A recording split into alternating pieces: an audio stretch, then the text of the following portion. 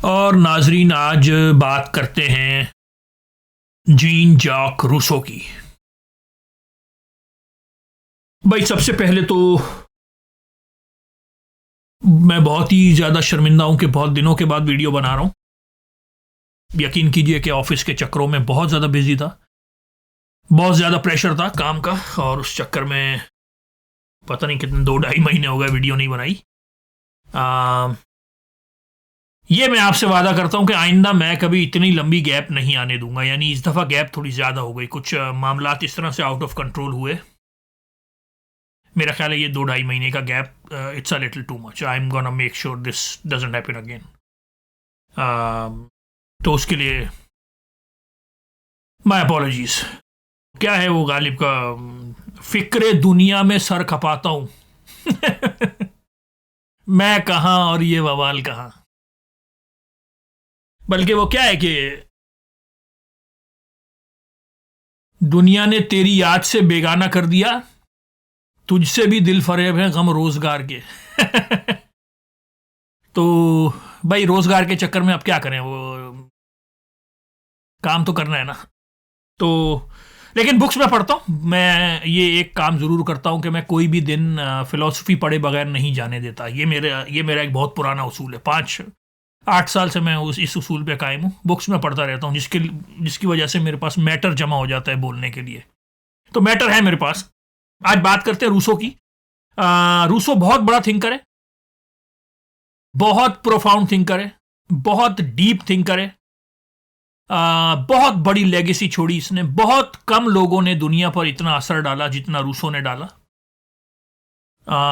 बहुत ही, देखिए, राइटर्स तो बहुत सारे हैं, बहुत सारे लोग लिख रहे हैं, लेकिन बहुत ज्यादा डीप लिखना जो है ना, ये बहुत कम लोगों में होता है।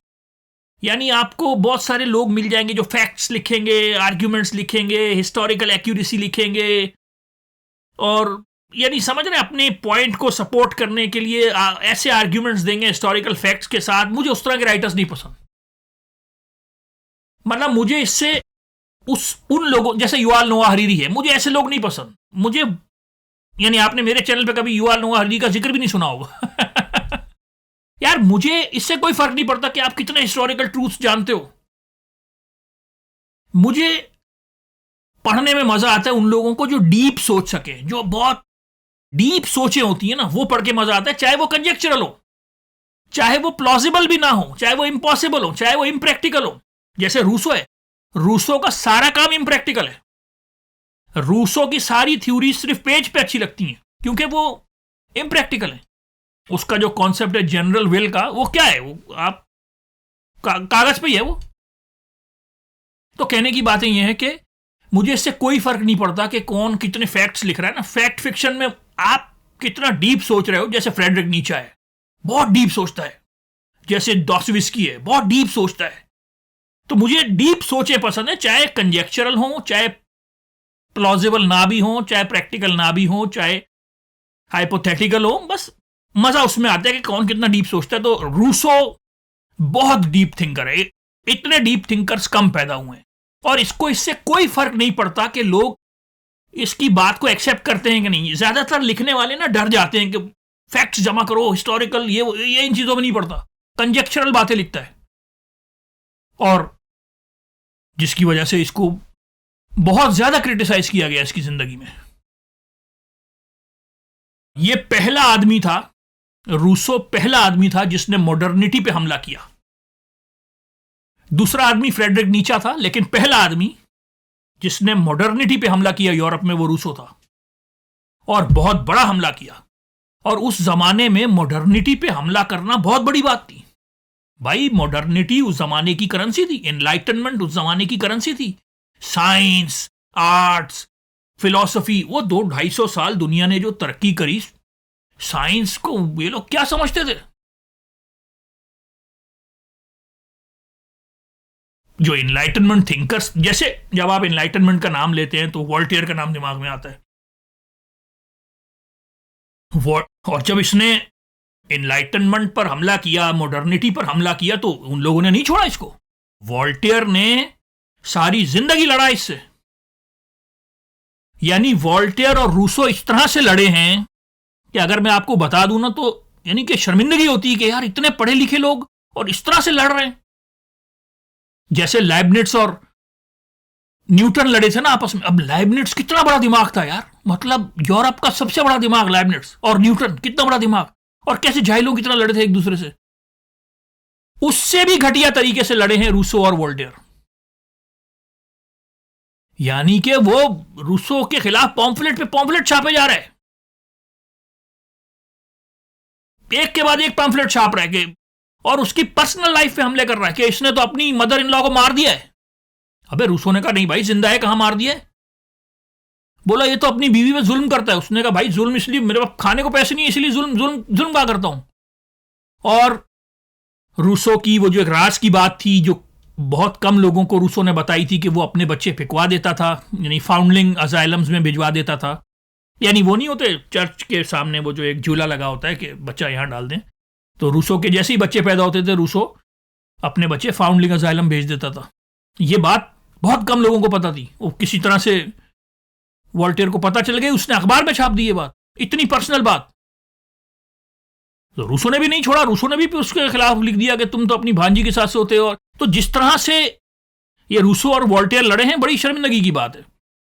लेकिन इसलिए कि ये इनलाइटनमेंट के खिलाफ था, ये मॉडर्निटी के खिलाफ था, ये साइंस के खिलाफ था। इसने कहा बंद करो साइंस, ये सारी किताबें जला दो। पहले डिस्कोर्स में इसने लिखा है हजरत उमर ने सही किया। अच्छा, मुझे नहीं पता हजरत उमर ने कौन सी लाइब्रेरी जलाई थी। इसने किसी लाइब्रेरी का रेफरेंस दिया है कि हजरत उमर ने वो लाइब्रेरी जला दी कि इसमें जो किताबें हैं उनमें सब कुछ जो कुरान में लिखा है तो फिर इनकी क्या जरूरत है, तो ये जला दो। मुझे नहीं पता ये कौन सी लाइब्रेरी का जिक्र कर रहा है।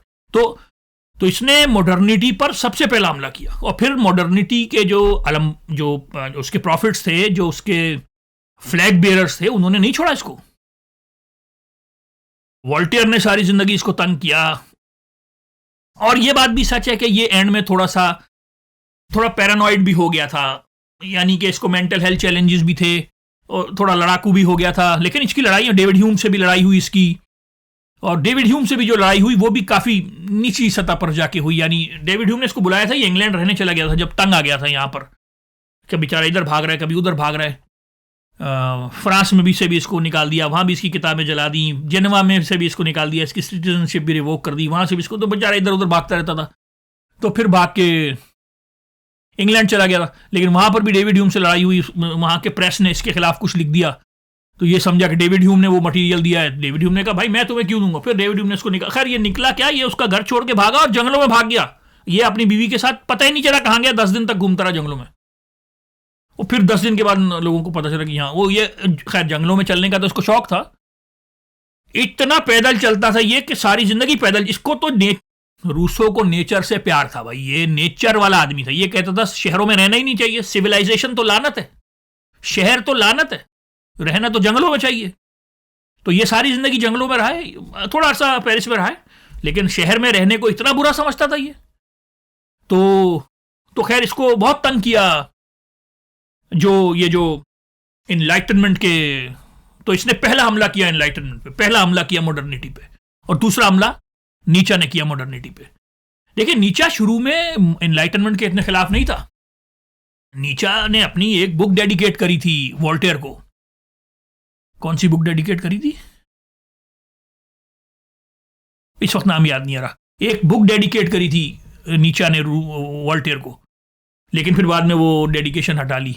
ये बड़े लोग सारी छोटी हरकतें करते हैं। तो रूसो पहला आदमी था जिसने मॉडर्निटी पे हमला किया, और मॉडर्निटी के बीच में किया जिस जमाने में साइंस, आर्ट्स और ये सब,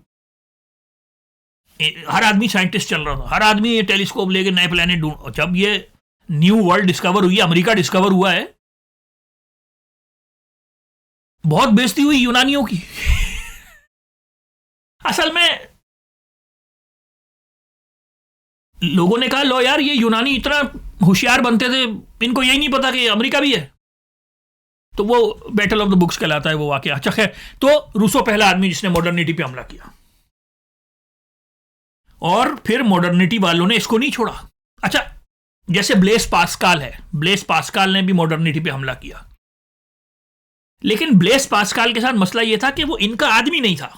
भाई ब्लेस पास्कल तो बाहर का आदमी था ना, वो तो जेनसनिस्ट था, वो तो कैथोलिक था, वो तो, ये तो इनके अंदर का आदमी था ना, ये यानी ये जो जो जो फिलोसॉफ ग्रुप था, ये जो डीड्रो और डिलम्बर और ये जो होलबैक और ये सारा जो ग्रुप था, जो इंसाइक्लोपीडिया लिख रहा था, जो फ्रांस का सबसे बड़ा कंट्रीब्यूशन है एनलाइटनमेंट की तरफ, जब इन लोगों ने देखा कि हमारा आदमी हमारे खिलाफ हो गया तो बहुत तंग किया इन लोगों ने रूसो को। और रूसो भी खुद कम नहीं था, वो भी बहुत ही लड़ाकू आदमी था। तो इसी तरह ब्लेस पास्कल को भी बहुत तंग किया है, क्योंकि वो भी इनलाइटनमेंट के खिलाफ था।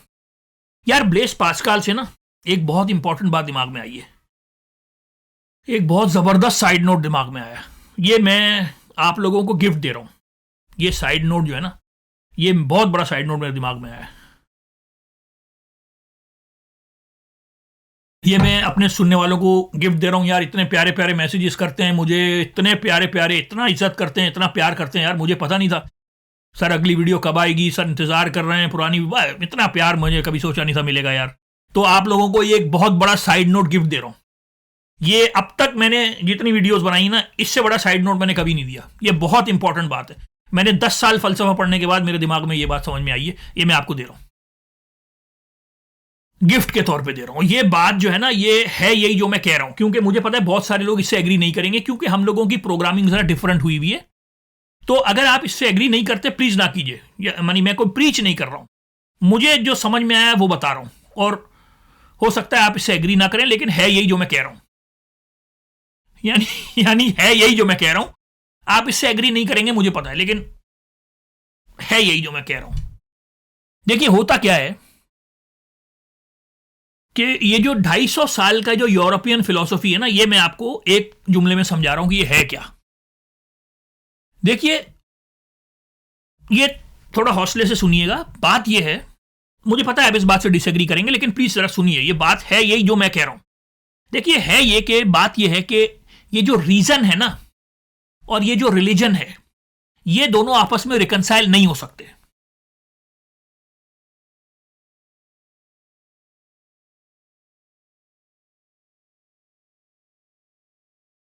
देखिए आज बात हो रही है रूसो पर, और रूसो के बारे में मैंने अब तक सिर्फ आपको एक ही बात बताई कि रूसो ने मॉडर्निटी पे हमला किया और वहां वो बात रोक दी। फिर मेरे दिमाग में एक और बात आई ब्लेस पास्कल के नाम से। जब ब्लेस पास्कल का नाम लिया तो एक आध दिमाग में बात ही आई, वो मैं साइड नोट आपको दे रहा हूं। वरना रूसो पर अभी तक एक ही बात की है कि उसने मॉडर्निटी पे सबसे पहला हमला किया और उसको फिर कीमत देनी पड़ी। तो अब उसके बाद मैंने साइड नोट शुरू किया कि ये जो रीजन है और ये जो रिलीजन है, ये आपस में रिकंसाइल नहीं हो सकते। देखिए प्रॉब्लम ये है कि आप जब रिलीजियस लोगों के पास जाके बैठेंगे ना, तो वो कहेंगे नहीं बिल्कुल हो सकते हैं, हमारे तो उसमें लिखा है कि गौर करो दुनिया पर, ये करो वो करो, अकल इस्तेमाल करो। भाई बात यह है कि ये नहीं हो सकते आपस में रिकंसाइल, ये बॉटम लाइन है। वो आपको अल्लामा इकबाल का शेर सुनाएंगे कि बयां में नुक्ता तौहीद आ तो सकता है, और तेरे बयानी में और तेरे दिमागी में बुतखाना हो तो क्या कहिए। तो ये ऐसी बातें करेंगे, लेकिन बॉटम लाइन ये है भाई कि रीजन और रिलीजन आपस में रिकंसाइल नहीं हो सकते। और जब ये बात ब्लेस पास्कल को पता चली ना, वो पागल होकर मर गया इस बात से।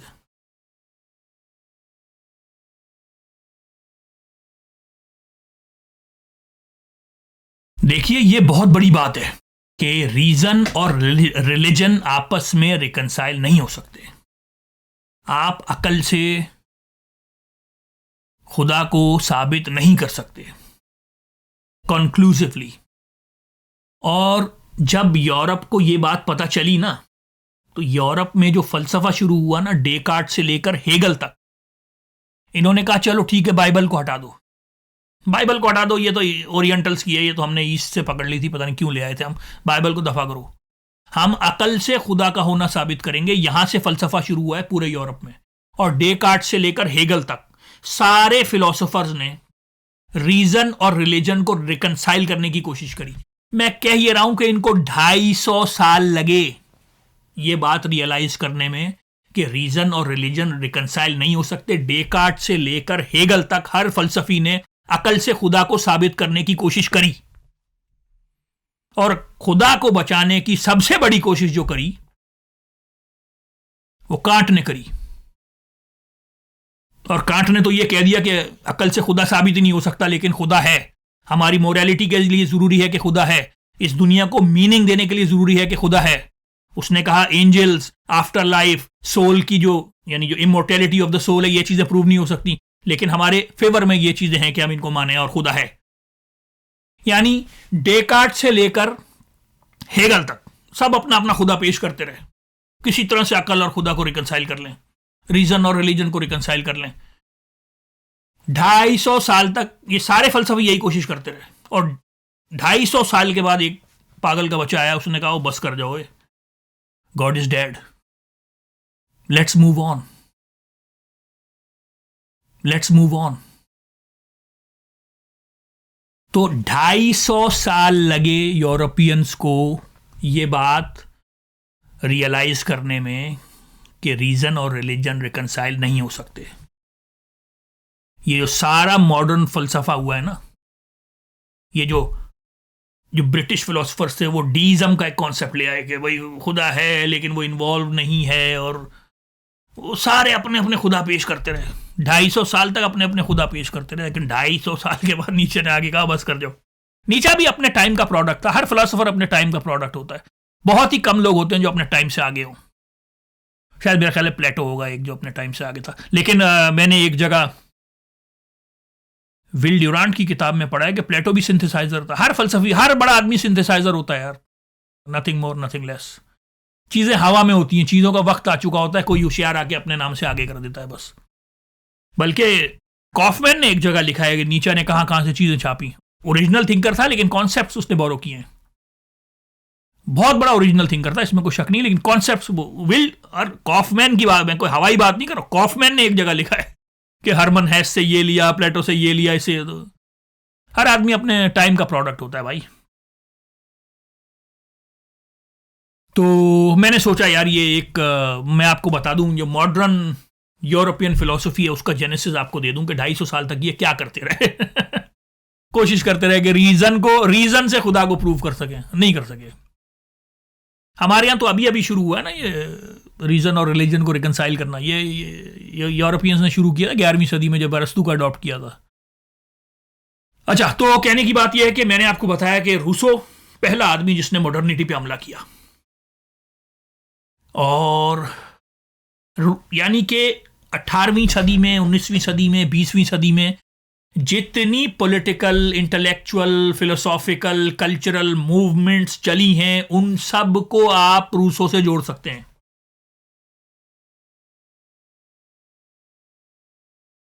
उन सब को आप रूसो से जोड़ सकते हैं। यानी कि सोशलिज्म, पहला आदमी था मॉडर्न पॉलिटिकल फिलोसफी में जिसने प्राइवेट प्रॉपर्टी के खिलाफ लिखा। इसने ये नहीं कहा कि प्राइवेट प्रॉपर्टी एबॉलिश कर दो, लेकिन इसने प्राइवेट प्रॉपर्टी के खिलाफ लिखा। तो पहला आदमी था भाई जिसने ये मॉडर्न पॉलिटिकल फिलोसफी में जिसने प्राइवेट प्रॉपर्टी के खिलाफ लिखा। इसने ये नहीं कहा कि प्राइवेट प्रॉपर्टी एबॉलिश कर दो, लेकिन इसने सेकंड डिस्कोर्स के चैप्टर 2 में लिखा कि सारी बुराई की जड़ जो है वो प्राइवेट प्रॉपर्टी है। सारी बुराई की जड़ प्राइवेट प्रॉपर्टी है। इंसानियत की तबाही उस दिन शुरू हुई जिस दिन एक इंसान ने खड़े होकर कहा कि यह जमीन का टुकड़ा मेरा है। उस दिन से इंसान तबाह होना शुरू हुए। तो प्राइवेट प्रॉपर्टी के, तो सोशलिज्म आप रूसो से जोड़ सकते हैं, मार्क्सिज्म आप रूसो से जोड़ सकते हैं। मार्क्स बहुत बड़ा आशिक था रूसो का, बहुत बोरो किया ऐसे। आप उसके फिलोसॉफिकल मैन्यूस्क्रिप्ट पढ़े, आपको पता चलेगा कितना बड़ा आशिक था वो, कितना उसने बोरो किया है। कम से कम जो अर्ली मार्क्स है उसने बहुत बोरो किया है। तो मार्क्सिज्म आप रूसो से जोड़ सकते हैं, सोशलिज्म आप रूसो से जोड़ सकते हैं, नेशनलिज्म इसमें कोई शक ही नहीं, आप रूसो से जोड़ सकते हैं। जर्मन आइडियलिज्म, अब आप कहेंगे भाई जर्मन आइडियलिज्म का क्या ताल्लुक है रूसो से? भाई जर्मन आइडियलिज्म कहां से शुरू हुआ था? Can't say. और कांट ने कहा भाई कि मेरी सोच पे इतना असर किसी ने नहीं डाला जितना रूसो ने डाला। कांट सबसे बड़ा आशिक था रूसो का। कांट के कमरे में सिर्फ एक तस्वीर लगी हुई थी और वो थी रूसो की सिर्फ एक तस्वीर लगी हुई थी और वो थी रूसो की। आपको एक बात बताऊं, चलो एक बात दिमाग में आई है। ये जो किताब है ना एमील रूसो की एक बड़ी मशहूर किताब है कि बच्चों को एजुकेट कैसे करना है। मॉडर्न दौर में बच्चों की एजुकेशन पर साइंटिफिक जो पहली किताब लिखी गई वो एमील है। इस किताब के बारे में कांट ने लिखा, इमैनुअल कांट ने लिखा कि यह किताब मैंने 2 दफा पढ़ी है ये किताब, बहुत मजेदार किताब है, कि ये किताब यूरोपियन हिस्ट्री में फ्रेंच रेवोल्यूशन के बराबर का वाकया है। भाई फ्रेंच रेवोल्यूशन कितना बड़ा वाकया है। इमैनुअल कांट बोल रहा है कि ये किताब फ्रेंच रेवोल्यूशन के बराबर का वाकया है, ये एमील। और इसका जो चैप्टर चौथा है ना, कयामत है वो चैप्टर। अच्छा, तो जर्मन, मैंने क्या कहा, मार्क्सिज्म आप रूसो से जोड़ सकते हैं, सोशलिज्म आप रूसो से जोड़, देखिए सोशलिज्म बहुत पुराना कॉन्सेप्ट है, मुझे पता है, वो नीचे आगे लिखेगा सोशलिज्म, वो मुझे पता है, वो भाई, वो मुझे पता है सोशलिज्म, प्लेटो भी सोशलिज्म, प्लेटो तो कम्युनिज्म का बोलकर गया था, वो सब पता है। बस बात को समझा करो यार, वो ऐसे ऐसे आके नीचे कमेंट्स करते हैं। अब मैंने एक वीडियो में बोला कि कांट जो था वो सॉलिप्सिस्ट था, तो नीचे आके कोई होशियार लिख रहा है कि नहीं, कांट ने तो कहा था एक्सटर्नल वर्ल्ड एग्जिस्ट करती है। और भाई कोई पागल ही होगा जो कहेगा कि एक्सटर्नल वर्ल्ड एग्जिस्ट नहीं कर, अब ये ग्लास है, ये एग्जिस्ट करता है ना यार, कौन कहेगा कि ये, वो तो पागल खाने में मिलेंगे ऐसे लोग आपको। लेकिन कांट ने ये कहा कि मैं जान नहीं सकता हूं कि ये गिलास कैसा है, मैं जान नहीं सकता हूं कि मेरा हाथ कैसा है, तो फिर इसी को तो सॉलिप्सिज्म कहेंगे। ये थोड़ी कि दुनिया एग्जिस्ट नहीं करती, वो पत्थर पे लात मारो, तुम्हारे लात पे दर्द होगा, दुनिया एग्जिस्ट करती है। तो ये जो एकेडमिक किस्म के पहली पहली किताब पढ़ के आके बहस शुरू कर देते ना, वो मजा नहीं आता यार वो। और मेरी लॉन्ग फॉर्म वीडियोस होती हैं, उनमें मजा आता है, वो कोई छोटा क्लिप काट के वो वीडियो, वो लोग, मेरी पिछली 10 वीडियोस देखो, पता चले किससे बात कर रहे हो, क्या क्या बहस कर रहे हो, मतलब। हाँ, तो मैंने आपसे कहा सोशलिज्म आप रूसो से जोड़ सकते हैं, मार्क्सिज्म आप रूसो से जोड़ सकते हैं, नेशनलिज्म रूसो से जोड़ सकते हैं, रूसो ने शुरू किया। German idealism Rousseau. ओहो, रोमांटिसिज्म, रोमांटिक मूवमेंट के फाउंडर्स में से आता है रूसो। यूरोप जो था ना, पक गया था रीजन से, reason reason reason reason reason. Europe जो था वो पक गया था रीजन से। यूरोप को फीलिंग्स चाहिए थी, यूरोप को पैशंस चाहिए थे, इंटेलेक्ट से थक गए थे, उनको इंस्टिंक्ट्स चाहिए थे, रियलिटी से थक गए थे, उनको इमेजिनेशन चाहिए थी, प्रोस से थक गए थे, उनको पोएट्री चाहिए थी, हिस्ट्री से थक गए थे, उनको माइथोलॉजी चाहिए थी। तो ये जो रोमांटिक मूवमेंट है, ये जो इसका नॉवेल है यार, ये जो इसका नॉवेल है जूली, देखिए मैंने जब ये नॉवेल पढ़ा, तो आज अगर आपकी नॉवेल पढ़ेंगे ना, तो इस तरह के नॉवेल तो हैं बहुत सारे लिखे हुए, प्यार मोहब्बत को, तुम्हारी आंखें और तुम्हारे बाल और तुम्हारे कान और तुम्हारे, बेसिकली एक टीचर और स्टूडेंट के दरमियान लव स्टोरी है, और ये लेटर्स पे लिखी, 600 लेटर्स हैं जो एक दूसरे को उन्होंने लिखे हैं। लेकिन उस दौर में इस तरह के नॉवेल नहीं लिखे जाते थे, ये अपने दौर का रिप्रेजेंटेटिव नॉवेल है, 1761 में लिखा गया, और 1761 से लेकर 1800 तक सिर्फ 40 साल में इसकी 71 एडिशन शाया हुए। किसी और फिक्शन के इतने एडिशंस, इसके 1/3 भी शाया नहीं हुए, एक आध किताब को छोड़कर, एक आध शायद वो वॉल्टेयर की कोई बुक थी, और एक आध कोई और कोई फिक्शन, 2-3 किताबों को छोड़कर 71 एडिशंस। तो ये यूरोप को फीलिंग्स चाहिए थी, यूरोप को पैशंस चाहिए थे, इसने उनको वो पैशंस दिए। यानी मैं कहना ये चाह रहा हूं, Marxism, socialism, nationalism, German idealism, romanticism और टोटलिटेरियनिज्म। अब टोटलिटेरियनिज्म भी लोग इससे कैसे जोड़ते हैं, वो समझाने के लिए ना, वो टोटलिटेरियनिज्म, 1 मिनट रुक जाए, वो अगर अभी समझाऊंगा तो मिक्स हो जाएंगी चीजें। अच्छा जी, फ्रेंच रेवोल्यूशन। अच्छा, कुछ हिस्टोरियंस ऐसे हैं फ्रेंच रेवोल्यूशन के, जो पूरे का पूरा फ्रेंच रेवोल्यूशन इस पे डाल देते हैं कि भाई इसकी वजह से आया, लेकिन ऐसा है नहीं। यानी जो बहुत सारे हिस्टोरियंस हैं फ्रेंच रेवोल्यूशन के, वो ये जरूर कहते हैं कि रूसो बहुत बड़ा फैक्टर था फ्रेंच रेवोल्यूशन के लिए, बहुत बड़ा फैक्टर था। लेकिन यह कहना कि सिर्फ रूसो की वजह से आया, ऐसा 1-2 लोगों ने ही कहा है। असल में मसला यह है कि रूसो जो है ना, रूसो फ्रीडम का सबसे बड़ा मेटाफोर है। यानी इसने ह्यूमन फ्रीडम को जो इज्जत दी है ना, वो किसी और राइटर ने नहीं दी। मैंने हॉब्स को भी पढ़ा है, लॉक को भी पढ़ा है, मैंने मॉन्टेस्क्यू को भी पढ़ा है, मैंने ग्रीक फिलोसफी भी पढ़ी है, पॉलिटिकल फिलोसफी, सिसरो को भी पढ़ा है, ये जॉन रॉल्स को भी, जॉन रॉल्स को भी दिख रही है ये बुक, जॉन रॉल्स पॉलिटिकल, मुझे बहुत पसंद है जॉन रॉल्स, तो जॉन रॉल्स को भी पढ़ा है, और रोटी ने भी जो पॉलिटिकल फिलोसफी लिखी, और भी लियो स्ट्रॉस वगैरह।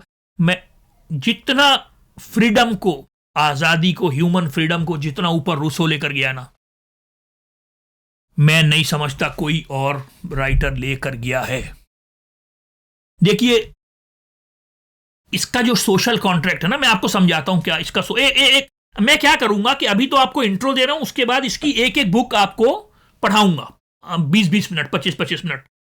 जैसे ये इसकी सेकंड डिस्कोर्स है, ये इल्हामी किताब है, ये आसमानी किताब है, मैं इसको जमीनी किताब मानता ही नहीं हूं। एक बुक इसकी, जैसे ईमील है, ईमील भी आपको थोड़ा सा बता दूंगा। तो कोशिश, ये वीडियो लंबी बन जाएगी तो बन जाए भाई, मैं क्या करूं कि इसकी सारी बुक्स आपको 15-15, 20-20 मिनट में आपको वो पढ़ा दूंगा। तो वो बुक्स अभी देखते हैं, लेकिन अभी बात हो रही है इसके सोशल कॉन्ट्रैक्ट। इसका सोशल कॉन्ट्रैक्ट क्या है? ये इसका सोशल कॉन्ट्रैक्ट है, इसका सोशल कॉन्ट्रैक्ट भी डिस्कस कर लेंगे।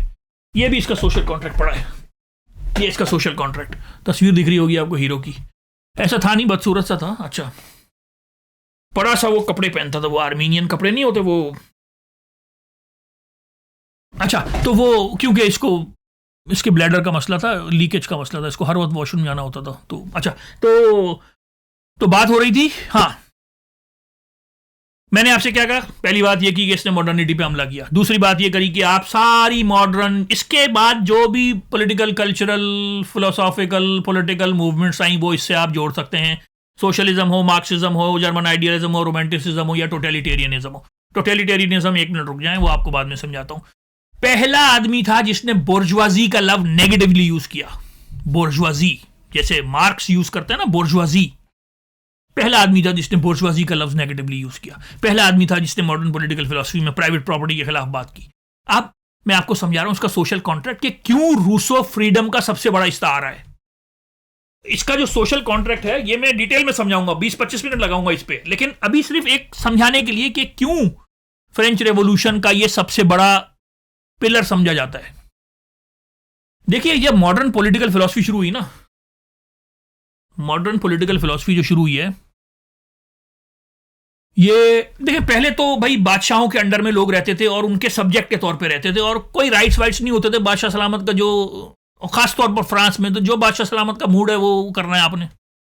बल्कि बाइबल में तो ये लिखा गया है ना कि लेबर का मतलब है सजा। मैंने अपनी किसी पिछली वीडियो में डिटेल में ये बात समझाई है कि बाइबल में ओरिजिनल सिन की सजा औरत को ये दी गई है कि अब जब तुम बच्चा पैदा करोगी तो तुम्हें तकलीफ होगी, और मर्द को ये दी गई है कि भाई अब आप सारी जिंदगी खेती बाड़ी करेंगे, ये आपकी सजा है। तो बादशाह सलामत कहते थे मुझे अल्लाह ने बादशाह बनाया और तुम्हें अल्लाह ने गुलाम बनाया, चलो करो, खेती बाड़ी करो। कोई राइट्स नहीं होते थे। फिर जब ये बाइबल शाइबल हटाई इन्होंने ऊपर से कि भाई बाइबल तो हमारी है ही नहीं है, तो इधर से ईस्ट से आई है। जब इन्होंने बाइबल शाइबल हटाई और पॉलिटिकल राइट्स वगैरह इंसानों के आना शुरू हुए, ह्यूमन राइट्स वगैरह की बात शुरू हुई, इंडिविजुअलिज्म, लिबरलिज्म, ये सारी डेमोक्रेसी, ये सब बातें आना शुरू हुई, तो जो पॉलिटिकल राइटर्स पैदा हुए, उन्होंने क्या गेम डाला? उन्होंने गेम ये डाला कि उन्होंने कहा कि भाई पहले इंडिविजुअल होता है, बाद में सोसाइटी आती है। ये बहुत बड़ा शिफ्ट था माइंडसेट में, क्योंकि हमें यूनानी तो बोलकर गए थे ना कि सोसाइटी पहले होती है, man is a social animal, यानी सोसाइटी पहले, इंसान बाद में। ये जो मॉडर्न पॉलिटिकल फिलोसफर्स हैं, इन्होंने कहा नहीं, पहले इंडिविजुअल है। थॉमस हॉब्स हमें ले गया स्टेट ऑफ नेचर में कि नहीं नहीं नहीं नहीं, शुरू से शुरू करते हैं, ये सोसाइटी बनी कैसे, शुरू से शुरू करते हैं। जब हम जंगलों में रहते थे, पहले इंडिविजुअल होता था, फिर सोसाइटी बनी। इंडिविजुअल को पहले ले आए क्योंकि इंडिविजुअल के राइट्स को पहले लाना था, तो फिर इंसानों के राइट्स पैदा होना शुरू हुए कि भाई सोसाइटी बाद में है, पहले इंडिविजुअल है। ये एक बहुत बड़ी शिफ्ट थी, इसको समझें कि इंडिविजुअल बाद में है, सोसाइटी पहले है।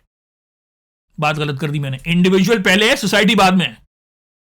दोबारा से एक दफा बता दूं, यूनानी कहते थे सोसाइटी पहले है, इंडिविजुअल बाद में है, इसलिए इंडिविजुअल की ड्यूटीज हैं सोसाइटी की तरफ। मॉडर्न पॉलिटिकल फिलॉसफी में इन्होंने कहा नहीं, इंडिविजुअल पहले आया और इंडिविजुअल ने सोसाइटी बनाई, तो इंडिविजुअल के राइट्स हैं, पुराने जमाने में इंडिविजुअल की ड्यूटीज होती थी, मॉडर्न पॉलिटिकल फिलोसफी में इंडिविजुअल के राइट्स हैं, इंडिविजुअल राइट्स पहले हैं।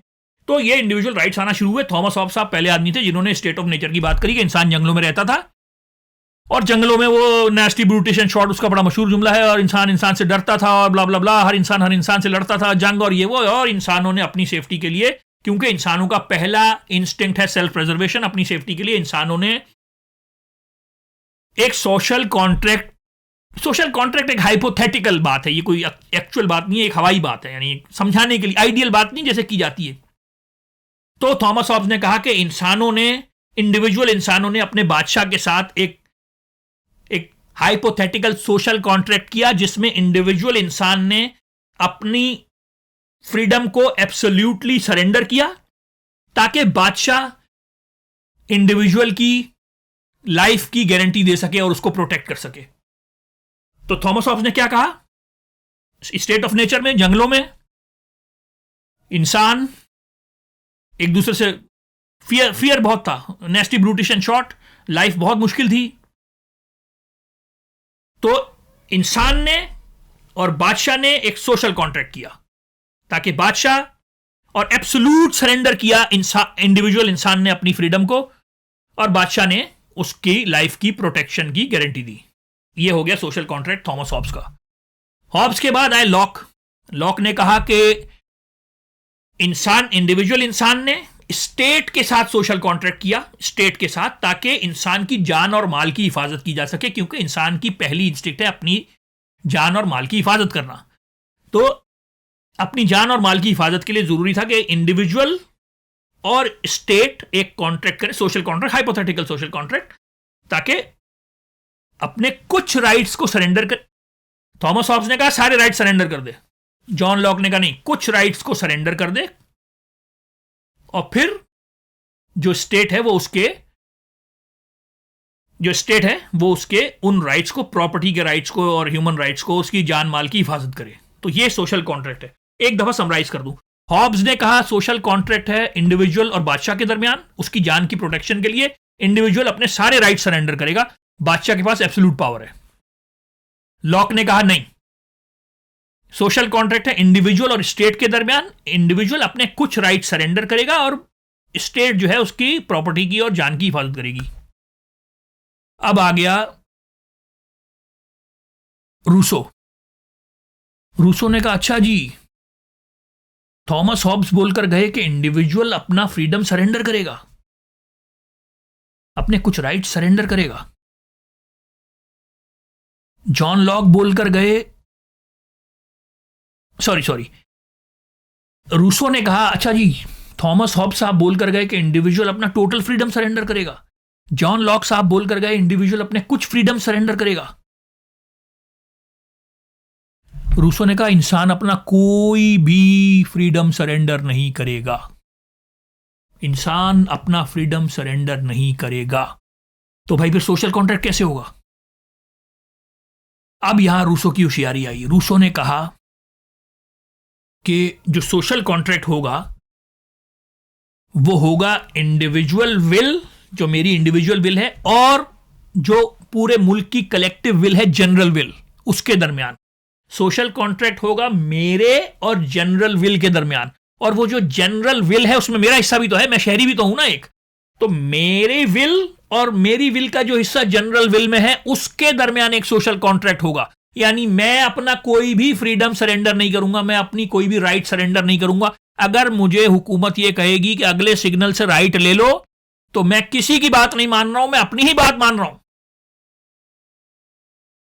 मैं किसी का कहना नहीं मान रहा हूं, मैं अपना ही कहना मान रहा हूं। मैंने ही कहा है कि सिग्नल से राइट होना चाहिए। थॉमस हॉब्स ने कहा फ्रीडम सरेंडर करो पूरा, जॉन लॉक ने कहा फ्रीडम सरेंडर करो थोड़ा सा ताकि तुम्हारी जान माल की हिफाजत हो सके। इसने कहा कोई फ्रीडम सरेंडर नहीं होगा, क्योंकि इसके नजदीक ह्यूमन फ्रीडम मेटाफिजिकल है। यार ये जो इसका सेकंड डिस्कोर्स है ना, मैं ऐसे ही तो नहीं बोल रहा हूं कि ये आसमानी किताब है, समझाने के लिए बोल रहा हूं। नीचे आके होशियारियां करना नहीं शुरू कर देना। इसके जो आखिरी 15 पेजेस है ना वो मेटाफिजिकल हैं, कयामत है इस किताब के आखिरी 15 पेजेस। इसकी जो स्टेट ऑफ नेचर है वो, मैं एक लफ्ज नहीं बिलीव करता, एक लफ्ज नहीं मानता। हालांकि कांट ने लिखा था एक जगह कि रूसो की स्टेट ऑफ नेचर कंजेक्चरल है बट प्लॉजिबल है, लेकिन मैं प्लॉजिबल भी नहीं मानता। लेकिन कोई डीप, इतना डीप भी इंसान सोच सकते हैं? तो मैं समझाना ये चाह रहा था, रूसो फ्रीडम का इतना बड़ा इस्तारा है। इसने कहा इंसान जब सोशल कॉन्ट्रैक्ट में इंटर इंटू होगा वो अपने दरमियान ही होगा। मेरी विल और जनरल विल में जो मेरा हिस्सा है वो दोनों एक दूसरे के साथ सेंट्रल सोशल कॉन्ट्रैक्ट में एंटर इंटू होंगे। यानी कि अगर मैं हुकूमत की कोई बात मान रहा हूं तो मैं अपनी ही कोई बात मान रहा हूं। जनरल विल क्या है वो मैं आपको समझाऊंगा जब हम ये बुक डिस्कस करेंगे। लेकिन मेरे विल और जनरल विल के दरमियान एक सोशल कॉन्ट्रैक्ट है। वो जनरल विल जो पूरे मुल्क की आवाम की जो जनरल विल है वो सॉवरन है।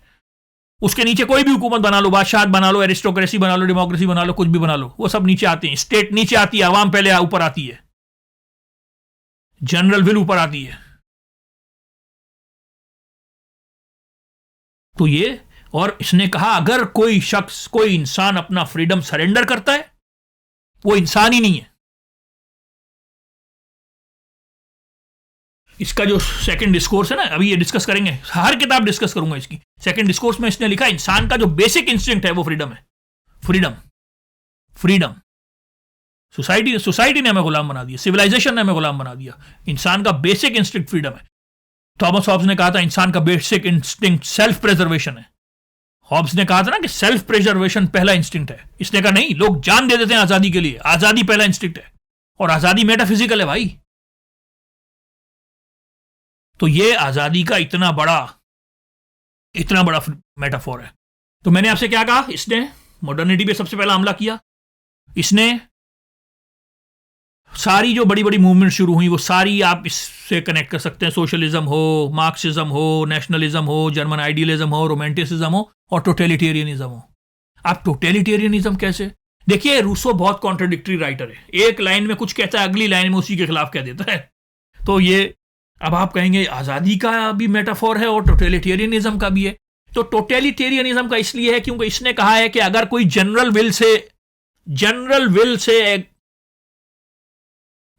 विल से एग्री ना करे तो उसको सजा दो। अब जनरल विल क्या है वो मैं बाद में बताऊंगा। क्या वो 100% कंसेंसस है, वो क्या है, मेजॉरिटी है, वो बाद में बताऊंगा। लेकिन इसने कहा कि जो उस जनरल विल से एग्री ना करे, इसका मतलब यह है कि वो अपनी ही लिबरल, अपने ही फ्रीडम के खिलाफ जा रहा है।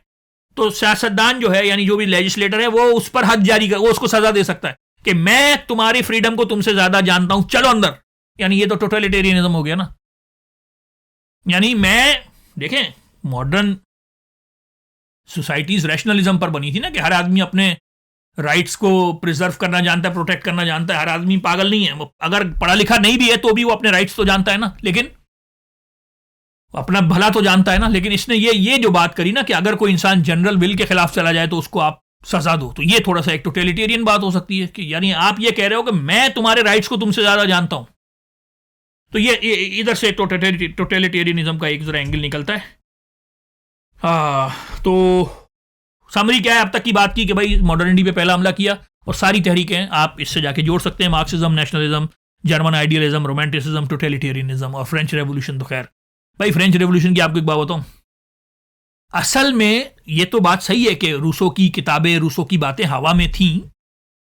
फ्रेंच रेवोल्यूशन के बाद ये ज्यादा मशहूर हुआ है। इसका जो इसका सोशल कॉन्ट्रैक्ट है ना, जो जैकोबिन्स थे ना, वो पक्के रूसोइयंस थे, वो रूसो के फॉलोअर्स थे। आप अगर declaration of the rights of man पढ़े ना, जो फ्रेंच रेवोल्यूशन का डॉक्यूमेंट है, declaration of the rights of man, आप वो पढ़ें, आपको लगेगा आप रूसो को पढ़ रहे हैं। इतना असर था उन लोगों पे रूसो का। यार, declaration of rights of man की एक बात बताऊं, बता दूं यार, ये जो declaration of rights of man है ना, उसमें स्लेवरी खत्म नहीं की गई थी क्योंकि स्लेवरी इनकी कॉलोनीज में थी ना। ये इस तरह के लोग हैं। ये बात समझ रहे हैं? ये इस तरह के लोग हैं कि इन लोगों ने स्लेवरी खत्म नहीं करी। स्लेवरी 5 साल के बाद जाके खत्म हुई है, और फिर वो 5 साल के बाद नेपोलियन ने, सुअर के बच्चे ने आके वो फिर से खोल दी। तो declaration of the rights of man में स्लेवरी खत्म नहीं हुई थी भाई। अच्छा जी, ये उन लोगों में से है जिसका स्कोप ऑफ वर्क बहुत बड़ा है। जिस तरह पुराने जमाने के थिंकर्स थे ना, प्लेटो था, दुनिया की हर बात पे उसने बात की है, हर बात पे बात की है उस जमाने के बच्चे ने। इस तरह के थिंकर्स कम होते हैं। मॉडर्न दौर में तो स्पेशलाइजेशन का दो, जैसे नीचा है, नीचा ने एथिक्स पे बात की है, नीचा की सारी फिलॉसफी सिर्फ एथिक्स है। कांट की सारी फिलॉसफी एपिस्टेमोलॉजी है। वो ठीक है कि उसने उसी आइडियाज को खींच के पॉलिटिक्स और वो सब पर ले गया, लेकिन इसकी जैसे ये है, ये स्टेट ऑफ नेचर, अलग ही दुनिया है इस बुक की। ये एमिल, ये बच्चों की पढ़ाई पर अलग ही दुनिया है इस बुक की। ये नॉवेल, इसने नॉवेल लिखा, ये नॉवेल मैंने आपको बताया अपने दौर का रिप्रेजेंटेटिव नॉवेल है, दुनिया को हिला के रख दिया इस नॉवेल ने। इसने अपना पहला डिस्कोर्स लिखा, इसका यार मतलब इतना बड़ा स्कोप बहुत कम लोगों का होता है कि वो, इसने ओपरा भी लिखे, इसने म्यूजिक भी लिखी, इसने नॉवेल भी लिखे। इसने एक ओपरा लिखा, जो पहला इसका ओपरा था वो बड़ा मशहूर हो गया, कोर्ट में भी प्ले हुआ। तो कम लोग मिलेंगे आपको जिनका स्कोप ऑफ वर्क इतना बड़ा हो, यानी बच्चों की एजुकेशन से लेके पॉलिटिकल फिलॉसफी से लेके नॉवेल से लेकर हर चीज पर बात कर रहे हैं। स्कोप ऑफ वर्क इसका बहुत बड़ा था। दूसरा, ये इसकी एक खास बात यह है भाई रूसो की, कि इसने जो भी लिखा तबाही मचा दी, तबाही बर्बाद। हर बुक हिट हो गई इसकी, मानी ऐसा कौन भाई, किसी भी राइटर की सारी बुक्स तो नहीं हिट होती। इसने पहला डिस्कोर्स लिखा, अच्छा पहला डिस्कोर्स इसने लिखा, ये 37-38 साल का था, इसको कोई भी नहीं जानता था। ये इसने बस एक वो ओपरा लिखा था जो प्ले हो चुका था कोर्ट में, यानी मैडम डी पॉम्पेडोर और लुई 16 वगैरह ने देख लिया था। बल्कि लुई द 16 ने इसको बुलाया भी कि इसका वो, इसको कोई स्टाइपेंड वगैरह लगा दें कोई, ताकि गरीब आदमी है, हर साल के इसके पैसे लगा दें। बादशाह साहब ने सोचा, लेकिन रूसो ने अपनी कन्फेशंस में लिखा कि नहीं यार, इसको असल में वॉशरूम बार बार जाना होता था ना, तो ये थोड़ा ना कोर्ट्स लोगों में, सोशल आदमी सलोन्स वगैरह में 1-2 दफा गया, इससे वो माहौल बर्दाश्त ही नहीं हो। आप जनाब फेकनेस, और ये तो जंगलों में रहने वाला आदमी था। तो इसने कहा कि यार मैं जाऊंगा, अगर मुझे वॉशरूम जाना हुआ कोर्ट में तो भाई हर चीज़ यहाँ से यूं खड़े हो जाओ, यहाँ से यूं आएगा बादशाह, यूं करो।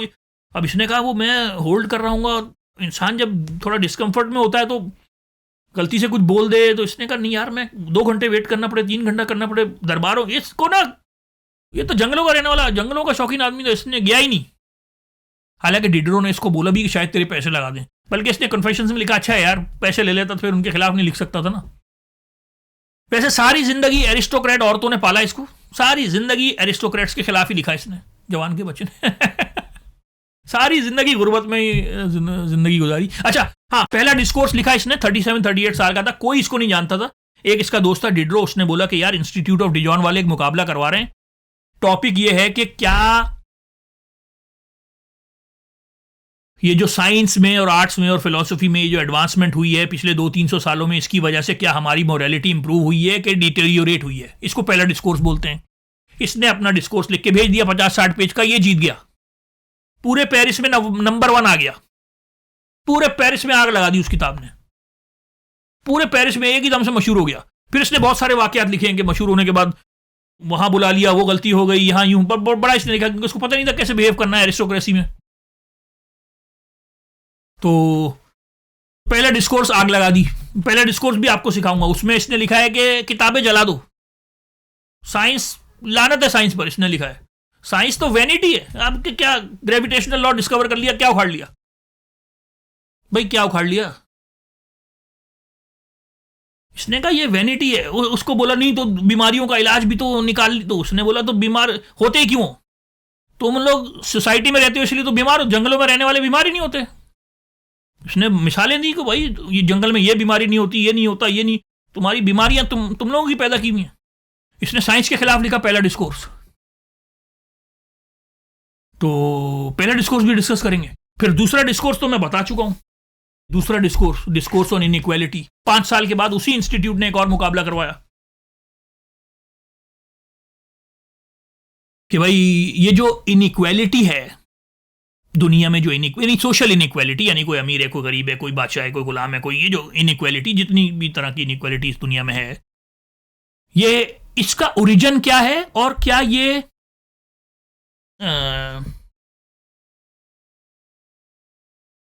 एक सेकंड दीजिए, इसका ओरिजिन क्या है, इसका ओरिजिन क्या है, यानी ये जो इनइक्वालिटी है ये क्यों है, इसका ओरिजिन क्या है और क्या ये जस्टिफाइड है कि नहीं। तो पहला डिस्कोर्स तो ये जीत गया 5 साल पहले। दूसरा डिस्कोर्स इसने फिर लिख के भेजा, 70 पेज का वो उसका डिस्कोर्स है, लेकिन वो जीता नहीं। लेकिन इसका जो सेकंड डिस्कोर्स है, मैं अभी थोड़ी देर पहले आपको वीडियो में बताया कि क्या मत है, इसका सेकंड डिस्कोर्स तो भाई मैं कहता हूं कि वो आसमानी किताब है, बहुत ही भाई। आज आप शायद पढ़े ना तो आप कहेंगे कि ऐसी क्या बात है इसमें, लेकिन आपको जब ये पता चलेगा कि डार्विन से 150 साल पहले इसने ये किताब लिखी है, डार्विन से 150 साल पहले, जब आपको पता चलेगा कि सिगमंड फ्रॉइड से 150 साल पहले इसने ये किताब लिखी है, 100 साल पहले, सॉरी, सिगमंड फ्रॉइड से 150 साल पहले, डार्विन से 100 साल पहले, जो सिगमंड फ्रॉइड ने लिखा था ना, सिविलाइजेशन एंड इट्स डिसकंटेंट, तो आप हैरान होंगे कि हाँ यार, उस जमाने में तो लोग ये बात जानते नहीं थे। थोड़ा बहुत इसने लुक्रीशियस से छापा है, लेकिन लुक्रीशियस का नाम नहीं लिखा, क्योंकि इतनी। तो पहला डिस्कोर्स हिट, दूसरा डिस्कोर्स हिट। देखिए नीचा ने ना अपनी एक किताब में लिखा है कि मैं 8 थिंकर्स ऐसे हैं जिनसे लेवल अप होना चाहता हूं, जिनसे I want to come to terms to, यानी जिनको नीचा समझता था कि मेरे लेवल के हैं, उनमें से एक है रूसो। पहला प्लेटो, दूसरा एपिक्यूरस, तीसरा मोंटानिये मुझे बहुत पसंद है। अब मैं जाके मोंटानियो को पढ़ने के काबिल हूँ, हल्के हल्के हल्के, क्योंकि कुछ राइटर्स इतने रेफरेंसेस देते हैं कि उनको लिखना मुश्किल हो। जैसे मैं अभी तक जोनाथन स्विफ्ट को नहीं पढ़ सकता हूँ हालांकि मॉडर्न दौर का राइटर, लेकिन नहीं पढ़ सकता हूँ, इतना मुश्किल है। अच्छा, तो हाँ, मैंने मोंटानियो को पढ़ना शुरू किया। तो नीचा ने कहा 8 थिंकर्स ऐसे हैं जिनसे मैं लेवल अप होना चाहता हूँ। पहला प्लेटो, दूसरा एपिक्यूरस, तीसरा मोंटानिया, चौथा गोएटे, पांचवा शोपनहावर, छठा स्पिनोजा, सातवां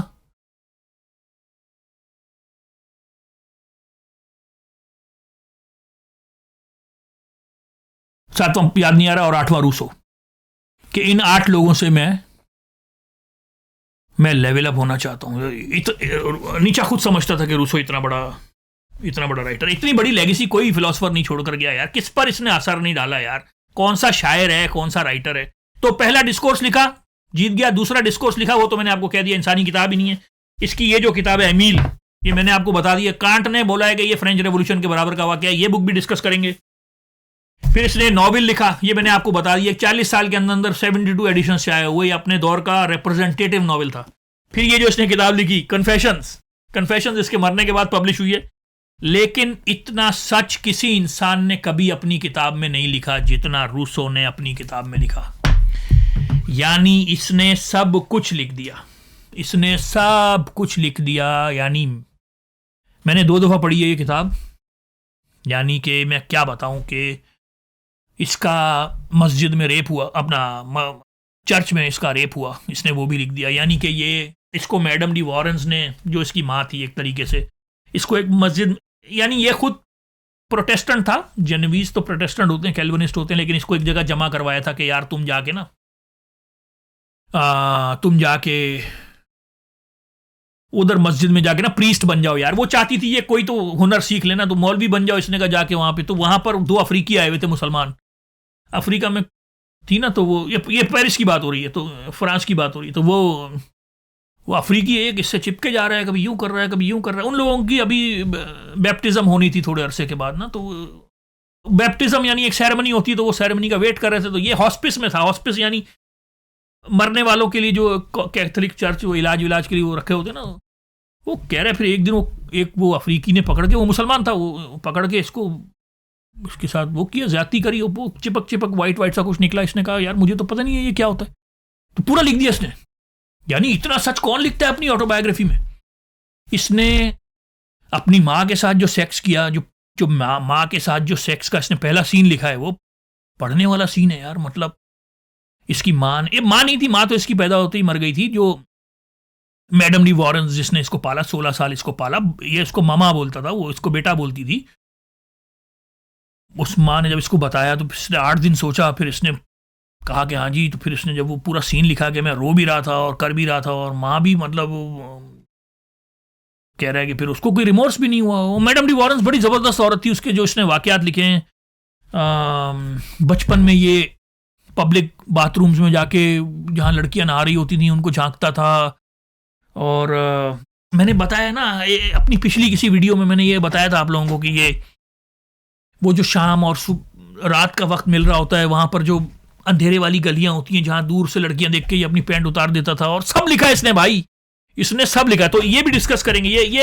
ये यानी कि इन टर्म्स ऑफ डेप्थ ये कोई ऐसी कमाल किताब नहीं है, लेकिन ये कि अच्छी किताब है। लेकिन इसकी जो 2 बुक्स मैं लाजमी रेकमेंड करूंगा अगर आप लोग मुझे सुनते हैं भाई, तो एमील का जो 4था चैप्टर है, 4था और 5वां चैप्टर, और ये सेकंड डिस्कोर्स।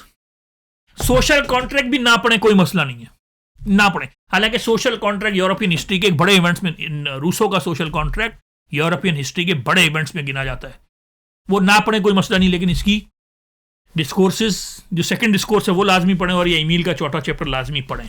और ये इसकी सारी बुक्स अभी हम इस वीडियो में डिस्कस करेंगे। अब ये वीडियो बहुत लंबी बन जाएगी, तो बन जाए भाई, अब क्या करें, या तो नहीं डिस्कस करूं या तो करूं करनी पड़ेगी ना यार।